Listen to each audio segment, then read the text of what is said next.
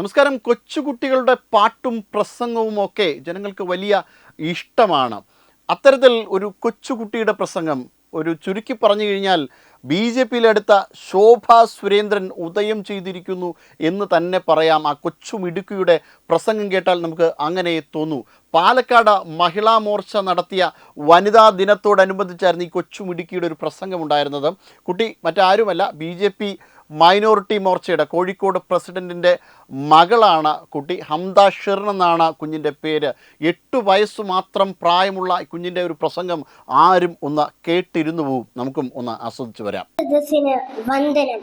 ഏറെ ബഹുമാന്യരായ അമ്മമാരെ, സഹോദരിമാരെ, നിങ്ങൾക്ക് എൻ്റെ സ്നേഹാഭിവാദ്യങ്ങൾ.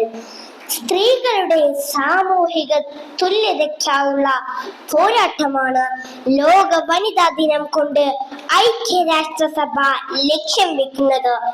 ദേശത്തിന്റെ അതിരുകൾക്കപ്പുറത്ത് മനുഷ്യൻ എവിടെയെല്ലാം അധിവസിക്കുന്നുവോ അവിടങ്ങളിൽ എല്ലാമുള്ള വനിതകൾക്കായി അവരുടെ അന്തസ്സിനെ, ആത്മാഭിമാനത്തെ, ആഭിജാത്യത്തെ, ഒറ്റ വാക്കിൽ പറഞ്ഞാൽ അവളുടെ വിലമതിക്കാനാവാത്ത സ്വത്വബോധത്തെ വാനത്തോളം വിളംബരം ചെയ്യാനായി വനിതകൾക്കായി ഒരു ദിനം.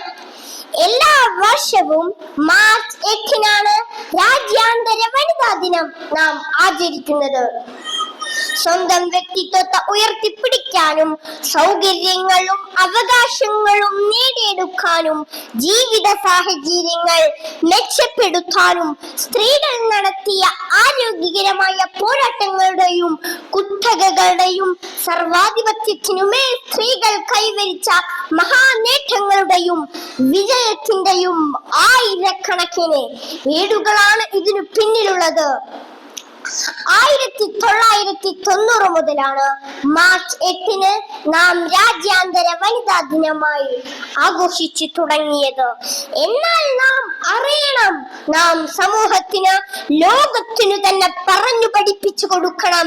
സ്ത്രീയെ ബഹുമാനിക്കാത്ത, അവളെ ആദരിക്കാത്ത ഒരു സമൂഹവും ഉത്തമ സമൂഹമല്ല എന്ന സത്യസന്ധമായ വസ്തുതയും പരമാർത്ഥവും എല്ലാ ആചാര്യന്മാരും പഠിപ്പിച്ചതും പ്രബോധനം ചെയ്തതും സ്ത്രീയെ ബഹുമാനിക്കുവാനും ആദരിക്കുവാനുമാണ്.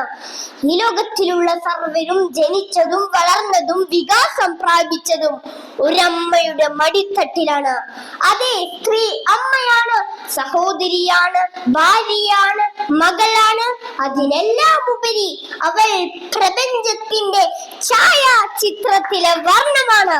പ്രപഞ്ചത്തിന്റെ ഛായാചിത്രത്തിലെ വർണ്ണമായ പെണ്ണിനെ കേവലം പരസ്യ പലകയിൽ നാണയ തുട്ടുകൾക്കു വേണ്ടി വസ്ത്രാക്ഷേപം ചെയ്ത് വെറും കച്ചവട ചരക്ക് മാത്രമാക്കുന്ന ലോകത്തിന്റെ മുൻപിൽ തലയെടുപ്പോടെ, ആത്മാഭിമാനത്തോടെ നമുക്ക് വിളിച്ചു പറയാൻ സാധിക്കണം. പെണ്ണിന്റെ മഹത്വവും അവളുടെ പ്രാധാന്യവും മഹാനായ പ്രവാചകൻ സല്ലല്ലാഹു അലൈഹി വസല്ലം പറഞ്ഞു, വഹിയാർക്കും ഹിയാർക്കും ലിനിസാഹിം, നിങ്ങളിൽ ഏറ്റവും ഉത്തമൻ നിങ്ങളുടെ സ്ത്രീകളോട് മാന്യമായി വർത്തിക്കുന്നവനാണ്.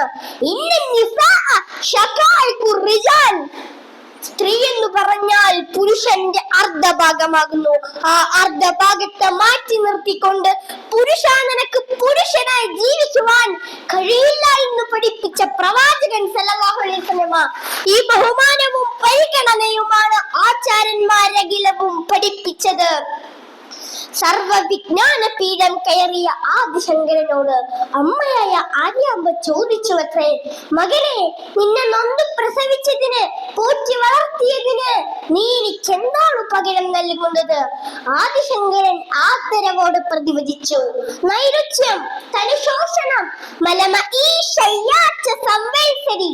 അമ്മേ, ജീവിതം മുഴുവൻ പകരമായി തന്നാലും എനിക്ക് അമ്മയോടുള്ള കടപ്പാട് തീർക്കാനാവുമോ? അമ്മ എന്നെ ഗർഭം ചുമന്നപ്പോൾ അമ്മയ്ക്ക് ഭക്ഷണത്തിന് അരുചി തോന്നിയിരുന്നില്ലേ? അമ്മയുടെ ശരീരം ശോഷിച്ചിരുന്നില്ലേ? എന്റെ മലമൂത്രാദി വിസർജനങ്ങൾ സംവത്സരങ്ങളോളം അമ്മ കിടന്നിട്ടില്ലേ എന്നാണ് സർവ വിജ്ഞാന പീഠം കയറിയ ആദിശങ്കരൻ അമ്മയോട് പ്രതിവചിച്ചത്. അതെ, കൗരവ സഭയിൽ വെച്ച് ദുശാസനാൽ വസ്ത്രാക്ഷേപം ചെയ്യപ്പെടുന്ന പാവം ദ്രൗപദിക്ക് വസ്ത്രം നൽകി ആദരിച്ച കണ്ണന്റെ മണ്ണിൽ പെണ്ണ് ആദരിക്കപ്പെടട്ടെ.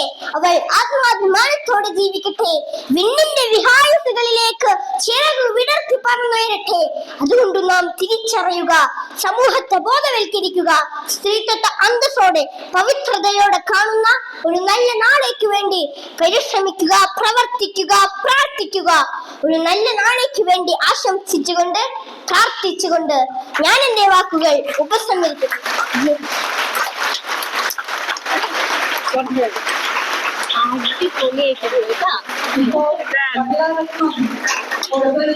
എല്ലാവർക്കും മനസ്സിലായല്ലോ എന്തുകൊണ്ടാണ് തണുത്തുപോയോ എന്തുകൊണ്ടാണ് ഈ ഒരു കൊച്ചും അവാർഡ്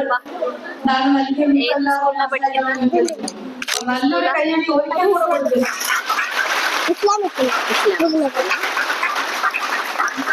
ഒരു സംശയം ഉണ്ടായിരുന്നു, ശോഭ സുരേന്ദ്രജിക്ക് അതിന് ശേഷം ആര് എന്ന വിഷയം ഇപ്പൊ നമുക്ക് എല്ലാവർക്കും മനസ്സിലാക്കിയിട്ടുണ്ടല്ലോ. കൊച്ച് നന്നായിട്ടുണ്ട്.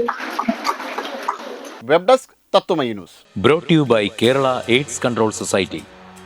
HIV എയ്ഡ്സ് സംബന്ധമായ സംശയങ്ങൾക്ക് 1097 എന്ന 24 മണിക്കൂറും പ്രവർത്തിക്കുന്ന ടോൾ ഫ്രീ നമ്പറിലേക്ക് വിളിക്കുക.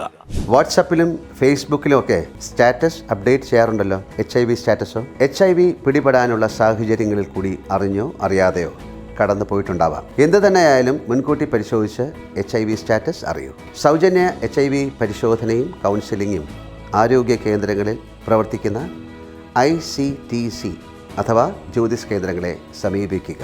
നിങ്ങളുടെ സ്റ്റാറ്റസ് എന്തായാലും വിവരങ്ങൾ രഹസ്യമായി സൂക്ഷിക്കുന്നതായിരിക്കും.